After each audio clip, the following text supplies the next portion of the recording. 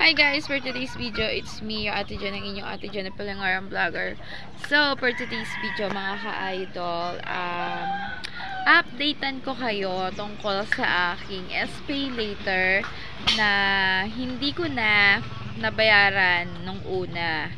So, 'di ba sabi ko sa inyo, meron akong utang na 3,800 plus sa aking SPay later, which is, ito nga mga ka-idol. So,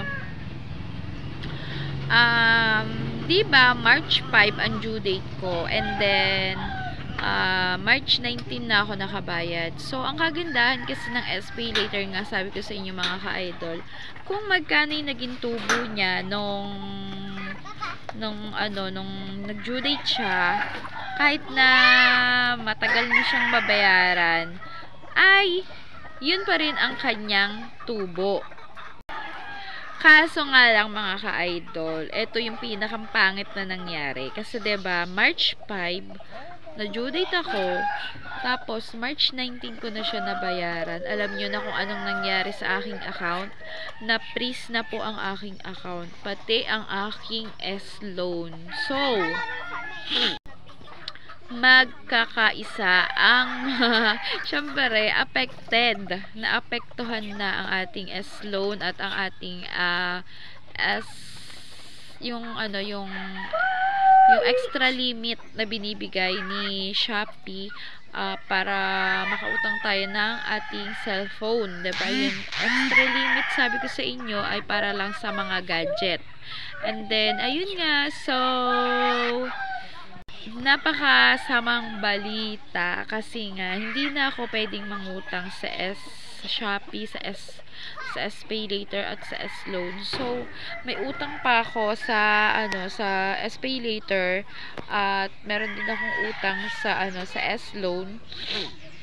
So, ang plano ko mga ka-idol ay hindi ko na muna siya babayaran pansamantala, kasi meron din akong mga ibang utang na unahin ko munang mabayaran para hindi maulit na maban or ma-freeze ako sa iba kong mga utangan.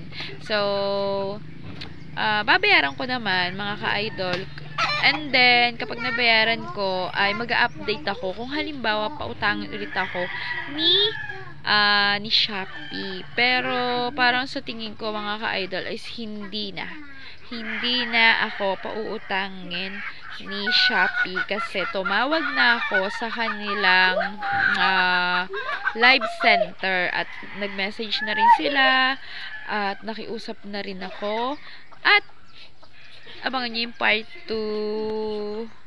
So, this is me, Ate Jen, ang inyong Ate Jen na Palangarang Vlogger. So, for today's video, kung hindi ka pa nakapollow, follow mo naman ako. At, eto mga ka-idol, kung meron kang gustong orderin dito sa ating TikTok shop, why not na tingnan mo sa aking yellow basket, baka meron ako, at saan ka na umorder. So, ayun lang. Thank you for watching.